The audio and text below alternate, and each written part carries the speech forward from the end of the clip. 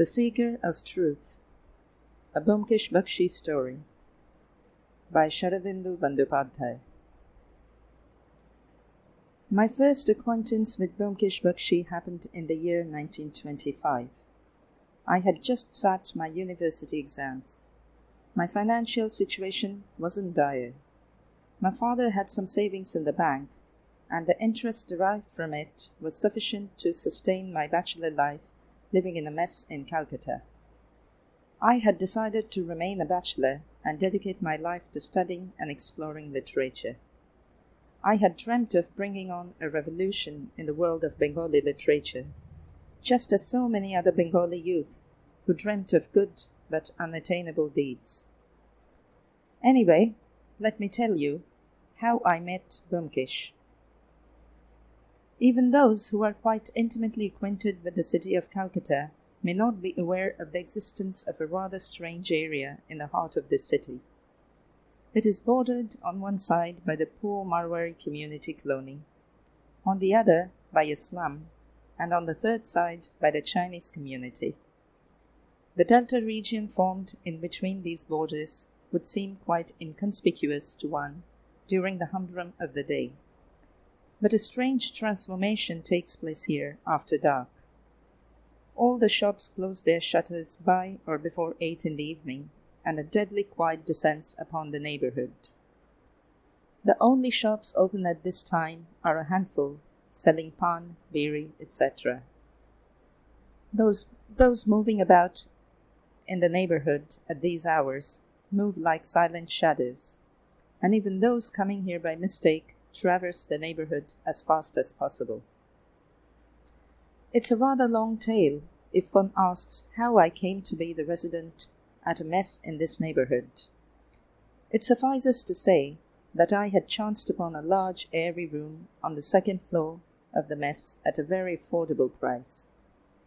But when I came to know that it's quite commonplace to find 2 or 3 mutilated dead bodies on the streets of this neighborhood every month, and that the police raid this area at least once a week due to various reasons, I had already grown quite fond of my living quarters and didn't feel like moving to a new place. Mostly, I used to be busy with my literary activities after dark. Hence I had no reason to go out, and so didn't need to be scared of getting in trouble. There were 5 rooms on the first floor of our mess, and each room was occupied by an individual. They were all working-class people. They used to go home to their families every Saturday and come back to the mess on Monday morning. I occupied the room of a person who had recently retired from his job and gone back home. The residents used to play cards or gamble in the evening, and sometimes one could hear aggressive and excited voices. Ashwini Babu was a veteran player, his arch-rival Ghanshyam Babu. He would make a fuss every time he lost a game. The dinner was served at 9 p.m., after which everyone retired to bed. Thus, the days were passing by quite peacefully. The rooms on the ground floor were occupied by the landlord. He was a doctor of homeopathy, a pleasant person, Anukul Babu. Perhaps he was a bachelor too, for he lived alone. He used to look after the food and general comfort of the tenants. He was a very organized person and never gave the tenants any chance to complain. All one had to do was pay him ₹25 for rent and food at the beginning of the month, and he took care of the rest. The doctor was quite well known among the poorer sections of the neighborhood.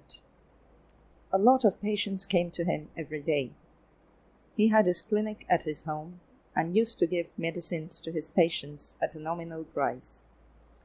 He didn't charge money if he ever visited a patient at his or her home.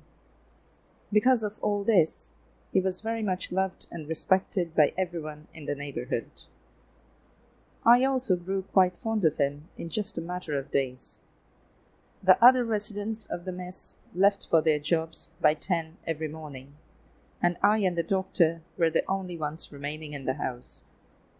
We used to take lunch together and spent the afternoons chatting on various subjects, as the doctor was an excellent speaker.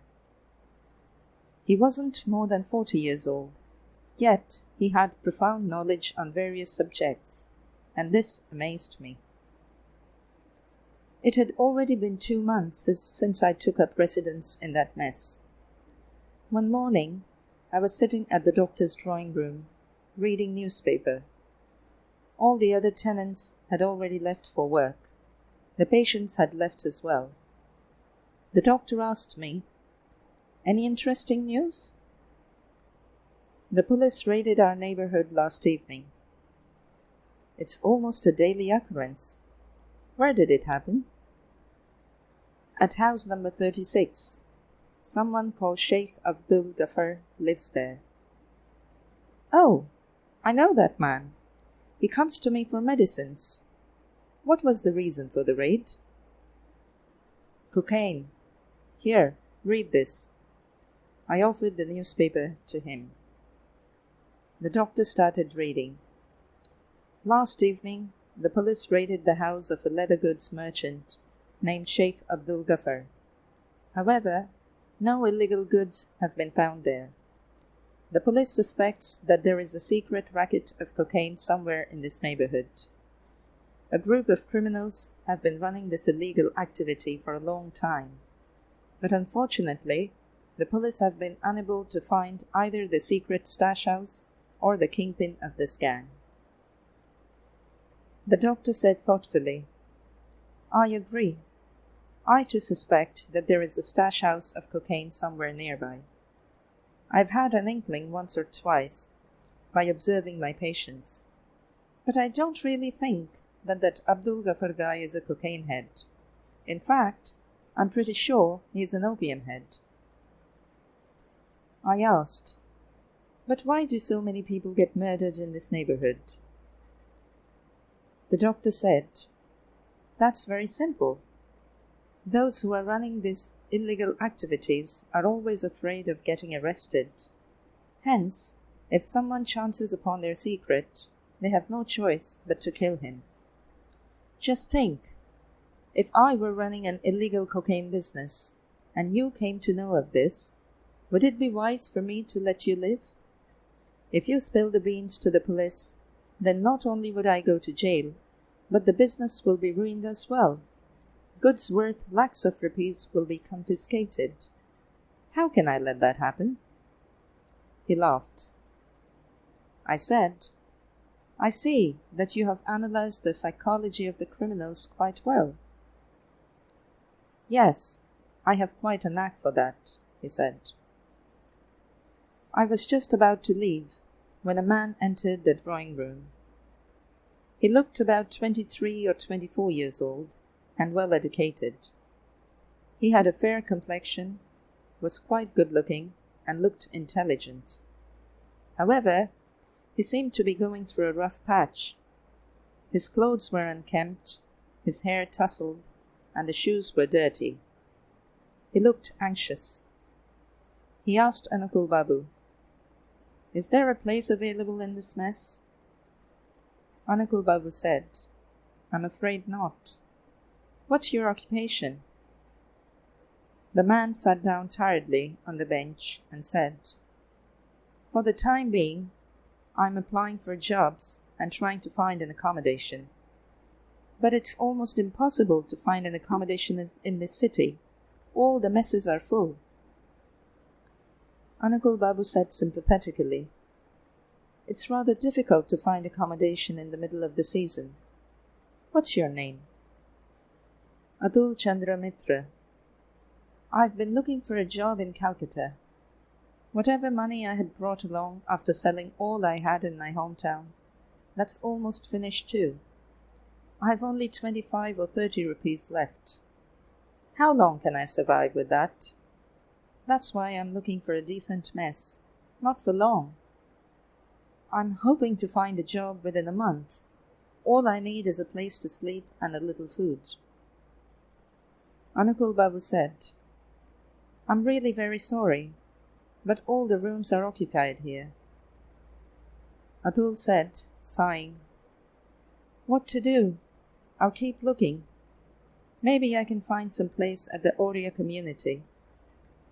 All I'm afraid of is someone stealing my money while I'm sleeping at night. Can I have a glass of water, please? The doctor went to fetch water. I felt pity at the helpless condition of the man. I said hesitantly, "My room is quite spacious, enough for 2 people. If you don't mind, then—" Atul said excitedly, "Mind! I'll be saved. How much do I have to pay in advance?"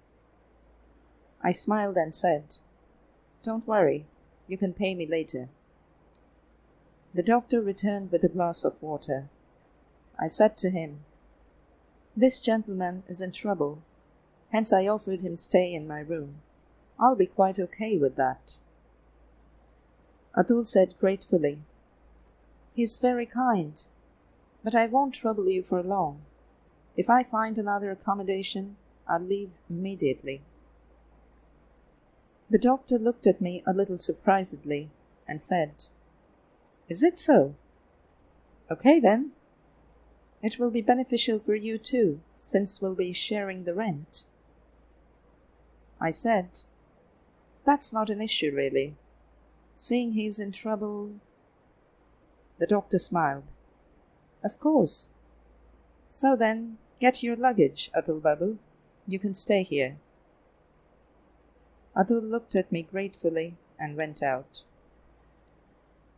I and the doctor stood in silence for a few moments. Then I asked, "What are you thinking?" The doctor said, "Nothing. One should help another in distress. You have done the right thing. But you know what? He's a total stranger. Anyway, I hope everything will be okay." He got up and left. Thus Atul started sharing my room. Anukul Babu sent an extra mattress up to my room for Atul. Atul used to spend the whole day outside looking for jobs. He got on very well with the other residents of the mess. They invited him to play cards with them, but he didn't know any card games. Hence he preferred spending time chatting with the doctor and I. I had also grown quite fond of him, and we were becoming good friends. 1 week passed by quite peacefully since Atul's arrival. Then, strange things began happening in the mess. One evening, I and Atul were chatting with Anukul Babu in his drawing room. Most of the patients had already left. A dead body of a man had been found lying on the street in front of our house that morning, and we were talking about it. The reason for our curiosity was that, even if the dead man seemed poor, a substantial sum of money had been found on him. The doctor said, "I'm sure it's cocaine related. Otherwise, the killers wouldn't have left the money with the dead body. I think this man came to buy cocaine and chanced upon some secret of the trade. Maybe he tried to blackmail the dealers, which is why they killed him." Atul said, "Good heavens! How do you manage to live in a neighborhood like this? If I had known beforehand, then—" The doctor laughed. "Then you would have gone somewhere else, right?" "Well, we don't feel scared of this. Why, I've been living here for last 10 or 12 years. But I mind my own business, hence I have never been in trouble." Atul whispered, "Doctor, I'm sure you know something." I heard a faint sound coming from behind me. I turned around and found Ashwini Babu, one of the residents of our mess, peeping through the door, listening to our conversation. His face looked pale. I asked him, "What happened, Ashwini Babu?" No, nothing," he stammered and went upstairs. I and Atul stared at each other. Why was the elderly, quiet-natured Ashwini Babu eavesdropping in on us? At dinner time, we came to know that Ashwini Babu had finished his dinner early. Upon entering the bedroom, I discovered Atul lying on the floor with just a pillow under his head. I thought he must be asleep. I wasn't feeling sleepy, so after a while I decided to check up on Ashwini Babu, to see if he was ill.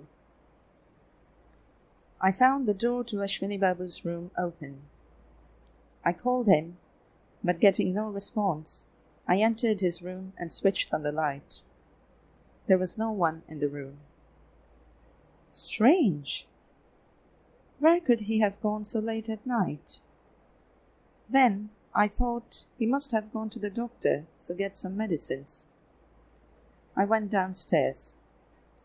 The main door to the doctor's house was locked. I was wondering what to do when I heard Ashwini Babu's voice from inside. He seemed very excited. I was tempted for a moment to eavesdrop, but instead I came back upstairs. Atul was still lying on the floor of our bedroom. He asked, "Isn't Ashwini Babu in his room?" "No." "Were you awake all this time?" "Yes. Ashwini Babu is in the doctor's room downstairs." "How do you know that?" "Come and lie down on the floor next to me." I did as he asked me to. After lying still on the floor for a few moments, I could hear snippets of conversation. Anukul Babu was saying, "You seem to be very excited. It was your illusion, nothing more. Sometimes one can imagine things while dozing off. Take the pills I'm giving you. Everything will be okay in the morning." I couldn't understand what Ashwini Babu said in reply. I got up from the floor and asked Atul, "Do you know if something's wrong with Ashwini Babu?" "No idea. Let's go to bed." I asked suspiciously, "Why were you lying on the floor?" "It was quite a hot day outside. When I came home, the floor seemed cool and inviting. That's why." Ashwini Babu came back to his room and shut the door. Next morning, Atul woke me up. It was past 7 a.m. "Get up! Get up!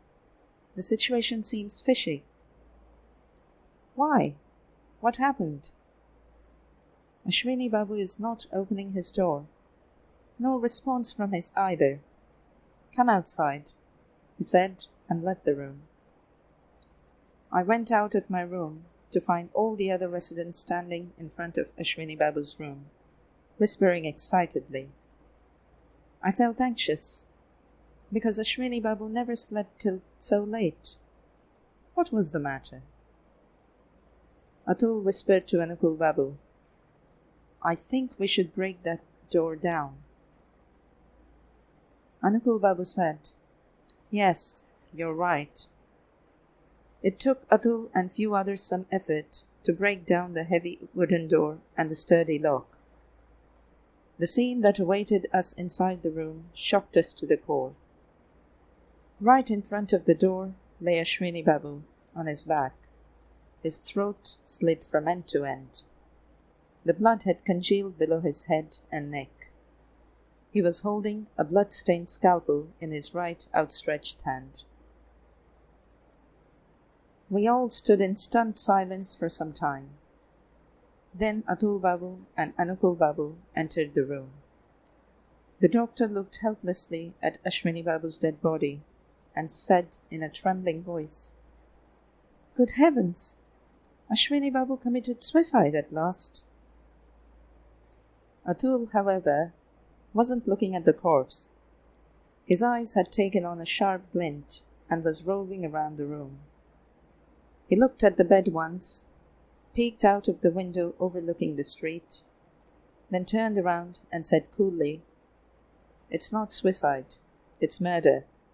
Cold-blooded, brutal murder. I'm off to call the police. Please don't touch anything in this room."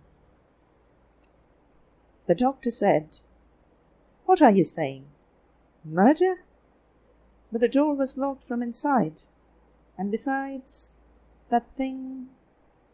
He pointed towards the bloodied scalpel in the corpse's hand. Atul shook his head and said, "No, it's a murder for sure. You stay here. I'll bring the police right away." He left the room hurriedly. The doctor, looking bewildered and helpless, said, "Oh, I can't believe something like this happened in my house." The police came and took each and everyone's statement. But no one could shed any light on the reason for the murder. Ashwini Babu was a quiet person and kept to himself. He didn't seem to have any social circle or friends apart from in his office or the mess. He used to visit his family every Saturday. He had been living in the mess for the last 10 to 12 years. Dr. Anukul Babu gave his statement too, but what he said seemed to mystify the police rather than helping them. What he said was as follows. Ashwini Babu had been living in my mess for the last 12 years. He worked at some private company and his salary was 120 rupees per month. He couldn't afford to live in Calcutta with his family with such low salary. Hence, he lived in the mess. As far as I know, Ashwini Babu was a straightforward and honest man. He didn't have any debt to anyone, nor did he have any addiction. I had never noticed anything unusual or suspicious about him in the last 12 years. He had been suffering from diabetes for the last few months and was under my treatment. But there had been no indication of any mental illness or as such. Yesterday, however, his behavior seemed unnatural.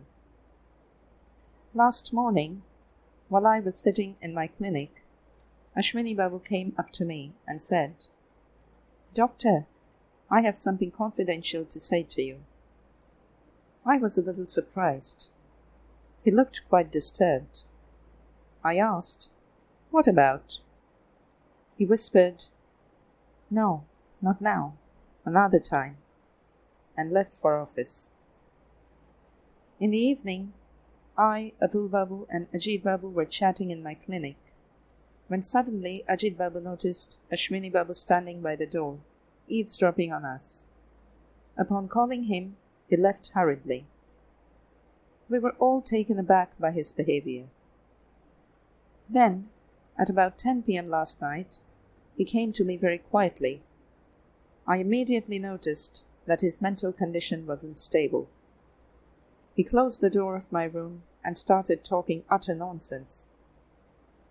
He said he was having terrible nightmares, and also that he has discovered a terrible secret.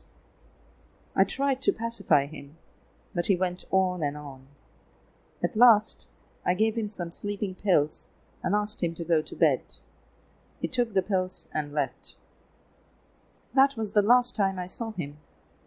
I admit I was a little worried about his mental state, but I couldn't dream of him committing suicide. The inspector asked, "Do you think it was a suicide?"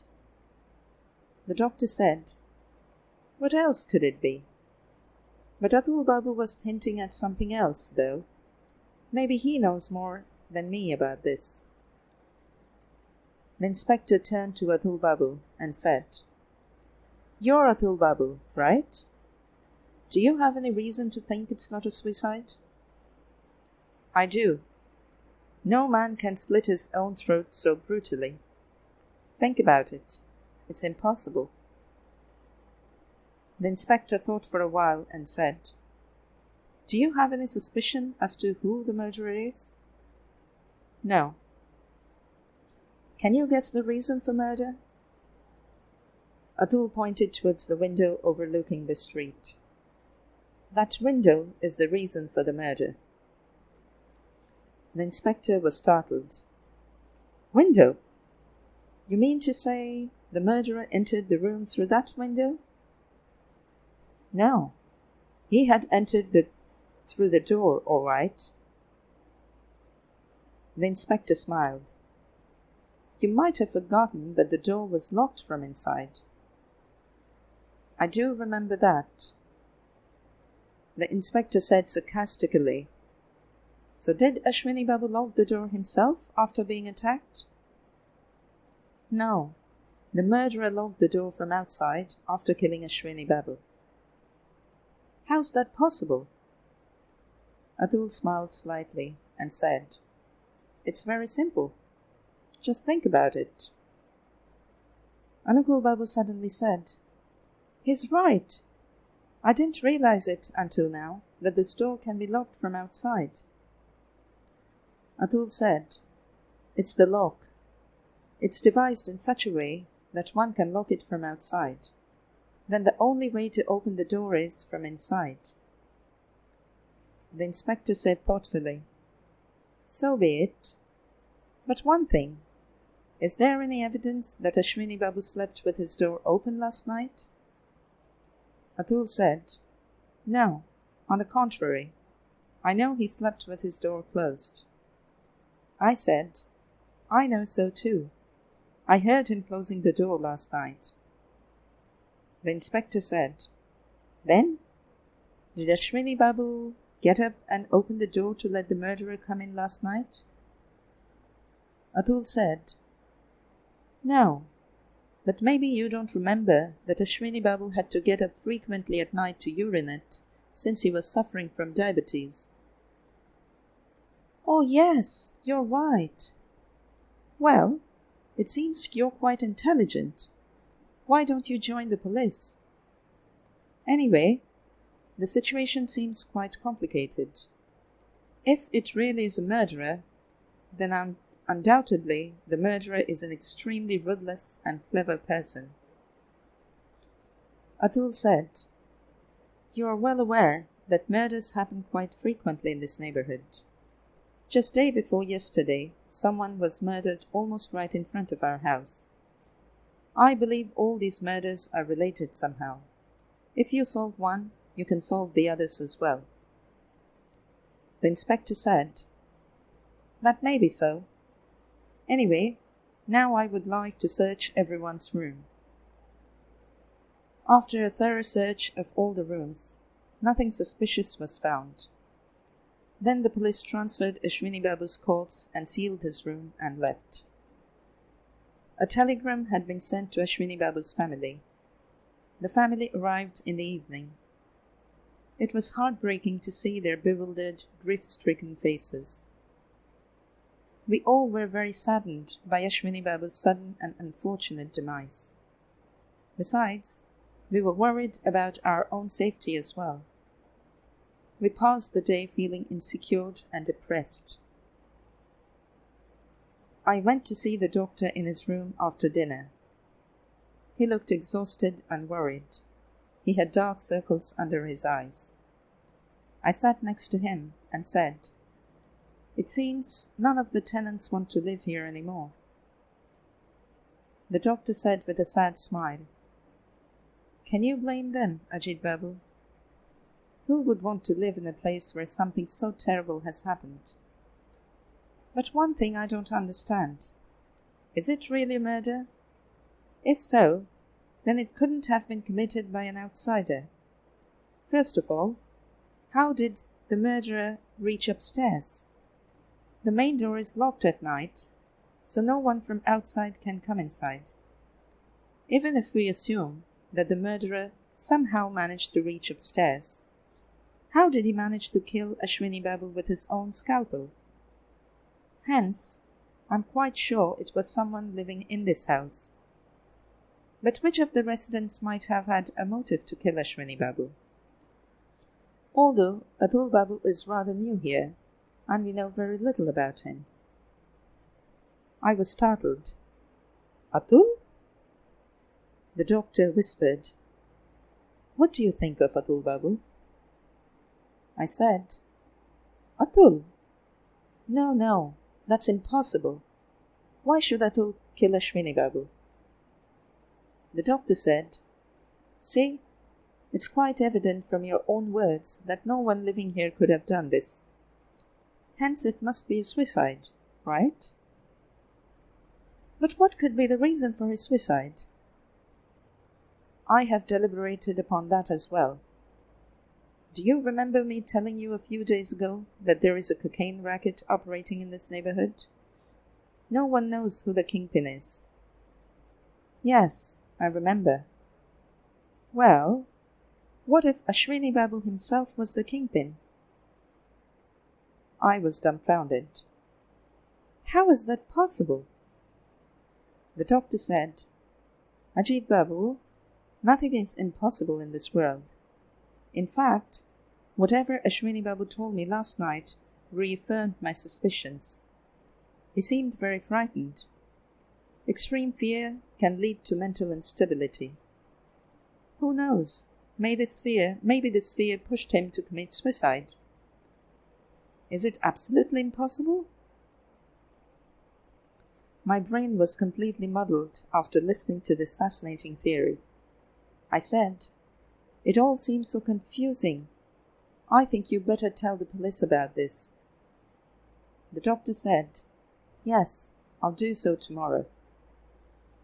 A few days passed by. The case had been taken up by the CID, and they were frequenting the mess and asking endless questions. All the tenants wanted to vacate, but they dared not, lest the police suspect them. I had an inkling that it was someone living in the mess, but couldn't be certain as to who it was. One morning I and Atul were reading newspaper in the doctor's drawing room. The doctor was unpacking a box of medicines, arranging them neatly on the shelf. The medicines were imported from America. The doctor didn't use Indian brands. He always ordered from America or Germany. He used to order one box almost every month. Atul asked, Doctor, why do you always use foreign medicines? Aren't the Indian brands any good? He picked up a large vial and read the brand name. Eric and Havel. So this is the best brand, I suppose? Yes. Tell me, is homeopathy really effective? I don't believe that a drop of water can cure ailments. The doctor smiled slightly.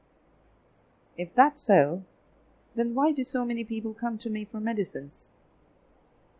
Maybe it's their belief in the medicine that cures them, not the medicine itself. The doctor just smiled. Then he asked, Is there anything in the newspaper about the incident here? Yes. It says that the CID has taken up the case and that they hope to solve the case soon. My foot. Only false hope. Then he turned around. Oh, Inspector. The inspector entered the room along with 2 constables. Without any preamble, he went straight to Atul Babu and said, We have a warrant against you. You have to come with us to the police station. Ramdhani Singh, handcuff him. We were all dumbfounded. Atul said, What's going on? The inspector said, You are arrested for murdering Ashwini Kumar Chaudhary. Atul smiled slightly. Oh, is it so? Okay, let's go. Ajit, don't worry, I'm innocent. The police took Atul in their car and left. The doctor murmured, So then, Atul Babu. How terrible, how terrible. It's so difficult to really know a person. I was speechless. Atul, murderer. In the short time that we had been living together, we had developed an intimate bonding with each other. He had won my heart very easily with his sweet nature. And to think he's a murderer! I was overcome with shock and grief. The doctor said, This is why it's not very wise to give shelter to an unknown person. But who knew that this man is... I went up to my room, closed the door, and lay in my bed. I had no appetite. Tears welled in my eyes, looking at Atul's belongings strewn about the room.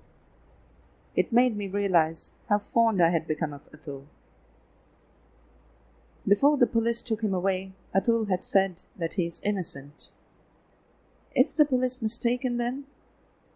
I sat up on my bed, trying to remember all that had happened the night Ashwini Babu had died. Atul was lying on the floor and listening to the conversation between Ashwini Babu and the doctor downstairs. Why? I had fallen asleep about 11 p.m. and woken up after 7 a.m. What if during that time Atul had... But if it was Atul who had been saying from the very beginning that it was a murder, not a suicide, why would he do so if he himself was the murderer? Or maybe he had been saying so that the police didn't suspect him. My mind was preoccupied with such thoughts, and I was restless. Finally, in the afternoon, I decided to go to a solicitor. I was clueless as to what to do under such circumstances as we were in, nor did I know any solicitor. Still, I was just getting ready to go out and find one when someone knocked on the door. I opened the door and, lo, it was Atul. Atul! I was overjoyed. For a moment all my suspicions went out of my mind. Atul, looking dishevelled, smiled slightly. Yes, it's me. Thank God I got bail at last, else I'd have had to spend the night in the lockup. Where are you off to? To find a solicitor. Atul said fondly. For whom? Me? That's not needed any more. I'm on bail for a few days. We came to our room. Atul said, I'm exhausted. You look tired too. Let's take a bath and eat something. Hesitantly, I said, Atul, you... Whether I have murdered Ashwini Babu? We'll discuss that later. Let's bathe and eat first. The doctor entered the room. Atul said to him, Look, doctor, I'm back, just like a bad penny. The doctor said rather somberly, I'm really glad to see you back. I hope you're innocent. However, it won't be possible for me to accommodate you in my mess any more, Atul Babu. Already the other tenants are planning to vacate the mess. Seeing you here, on top of that, I hope you don't mind. Atul said, Of course I understand. I would never put you in jeopardy because of myself.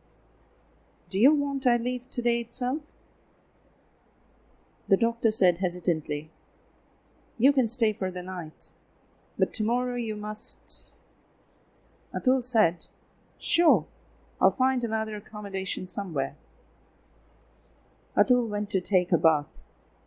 The doctor said to me, I could see that Atul Babu has been offended by what I said, but I don't have a choice. You see, the goodwill of the mess has already been marred, so it's not wise to let a convict stay here. I couldn't blame him for his prudence. I said, You know better, of course. We bumped into Ghanshyam Babu while coming back to our room after lunch. He was shocked to see Atul. Atul Babu? You... Yes, it's me indeed. Ghanshyam Babu, looking frightened, hurried to his room. Atul said bemusedly, Everyone seems to be scared of me now. That day in the evening, Atul came to me. Ajit, look, the main door lock seems to be broken. We informed the doctor. He came and said, I'll get it fixed tomorrow first thing in the morning. He left. At night, before going to bed, Atul said, I have a headache, it seems. I said, Why don't you go to the doctor and take some pills from him? Atul said, Homeopathy? Okay, let's see.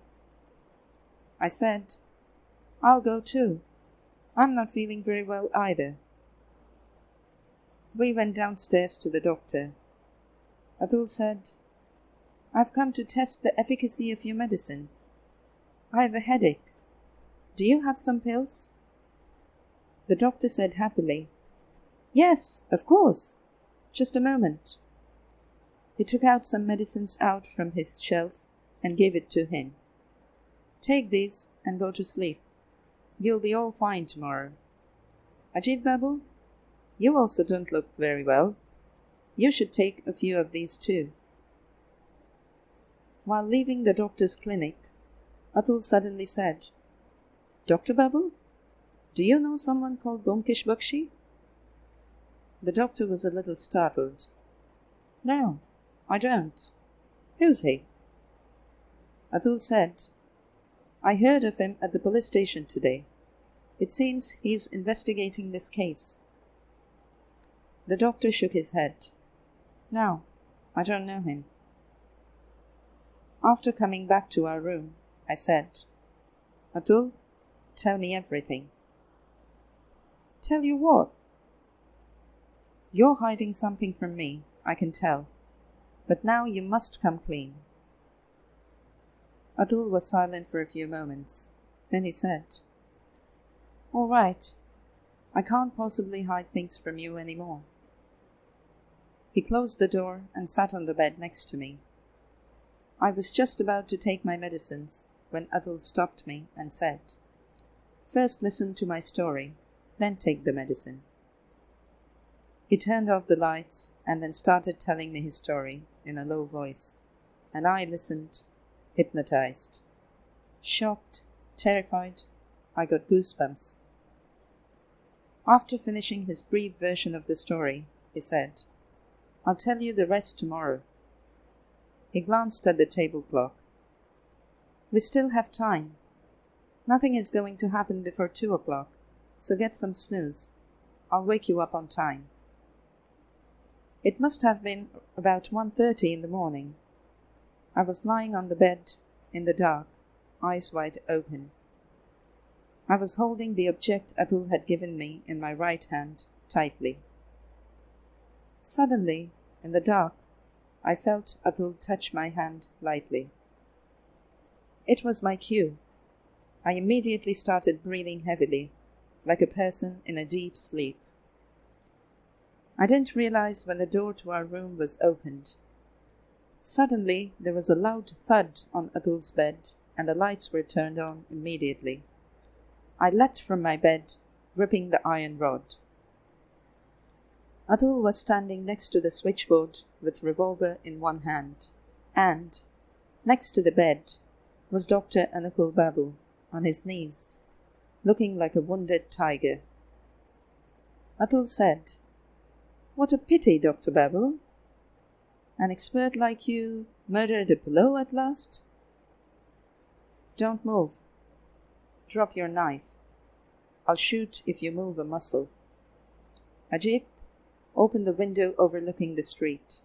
The police is waiting right outside. The doctor got up at lightning speed and dashed towards the door, but Atul punched him hard on the face, knocking him down. The doctor sat up and said, Okay, I surrender. But what have I done? Your crimes are innumerable, Doctor. The police is preparing the long list. In the meantime, the inspector entered the room with a few constables. Atul said, For the time being, you're being arrested on charges of attempted murder on Byomkesh Bakshi, the truth seeker. The inspector handcuffed the doctor. The doctor had venom in his eyes. This is a conspiracy. The police and Byomkesh Bakshi together have framed me. But there is something called law, and I don't have any dearth of money. Byomkesh said, Of course. You have made a fortune selling cocaine. The doctor said haughtily, Do you have any proof that I sell cocaine? Of course, doctor. Your homeopathy vials are the proof." The doctor recoiled immediately. He became absolutely silent, glaring at Byomkesh in helpless anger. I felt that this was not any more the amiable doctor whom I had known for so long. Instead, it was a gruesome beast that had just shed its skin and shown its true colours. Byomkesh asked, "What was in the medicine that you gave us, doctor?" "Morphine. Isn't it so?" "Okay. You don't need to say anything. The chemical analysis of medicine will tell." After searching the doctor's room, police discovered 2 big jars full of cocaine. The doctor didn't say a word the whole time. Finally, the doctor was taken to the police station along with the confiscated goods. It was almost dawn. Byomkesh said, "It's a chaos here. Let's go to my place and have tea." He took me to a house on Harrison Road. Upon reaching the 2nd floor, I noticed there was a brass plate next to the door, on which was written, "Shri Byomkesh Bakshi, Seeker of Truth." I asked, "What is this Seeker of Truth?" "That's my identity. The words detective or investigator doesn't sound so good, so I chose Seeker of Truth." Byomkesh occupied the whole of the 2nd floor. There were about 5 rooms in total, all in good condition. I asked, "Do you live alone?" "Yes. My servant Bhudiram lives with me." I said, "Nice place. How long have you been living here?" "Almost a year. Just had to relocate to your mess for a few days, though." Bhudiram brought tea. Sipping the hot tea, Byomkesh said, "I was quite enjoying my stay in your mess. By the way, the doctor had recognized me towards the end, but it was my fault." "How come?" "He recognized me when I spoke about that window to the police. You see, Ashwini Babu—" No, tell me from the start." "Okay, so be it. The police had been quite disturbed by the numerous murders that had taken place in your neighborhood during the previous months. The Bengal government and the journalists were pressurizing the police. One day, I went to the police commissioner and said, 'I am a private detective, and I believe I can solve all these murder mysteries.' After a long discussion, the commissioner agreed, but on one condition: no one else shall know of our operation. Then I took up residence in your mess. I found the doctor a little too amiable from the very beginning, and I also thought it was rather convenient to pretend to be a homeopathy doctor if one were running a cocaine business. However, I hadn't suspected that he himself was the kingpin. My suspicions fell upon the doctor the day before Ashwini Babu died. Actually, Ashwini Babu had not come downstairs to eavesdrop on us, but rather to have a conversation with the doctor. I suspected that maybe Ashwini Babu was the main culprit then. I couldn't say for sure even after listening to the conversation downstairs through the floor. But everything became clear after he was murdered. When the doctor was murdering that other guy on the street, Ashwini Babu had seen the whole thing from his window, and he went to the doctor to confide about the same. Can you understand it now? The doctor had been running the cocaine business for a long time, but he never let anyone know that it was he who was the kingpin. If by chance someone discovered his identity, he would immediately kill that person. This is how he had been saving himself all these years. The guy who was killed outside our mess was probably the doctor's agent. Maybe he was the one who supplied cocaine to the market. He had come to the doctor that night, and they had had an argument. Maybe that man tried to blackmail the doctor. Then, as soon as he left the house, the doctor followed him and killed him off. Ashwini Babu witnessed the murder from his window and foolishly told the doctor about it. Maybe he trusted the doctor, hence he tried to caution him.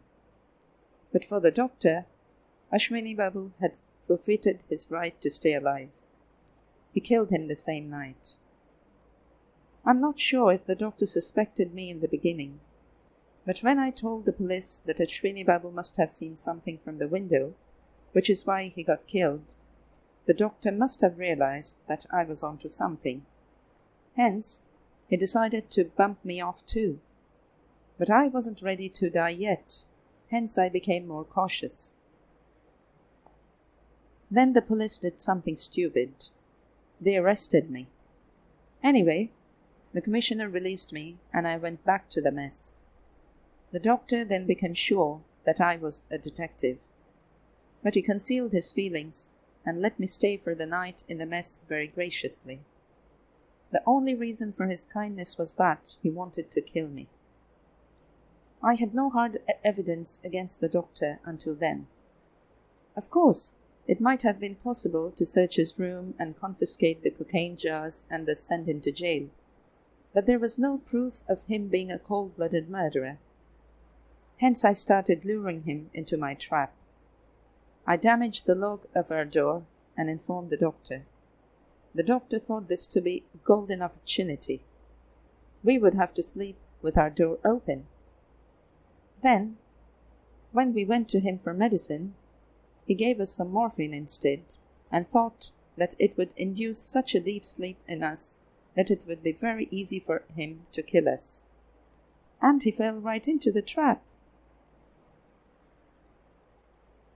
I said, "I'll take your leave now.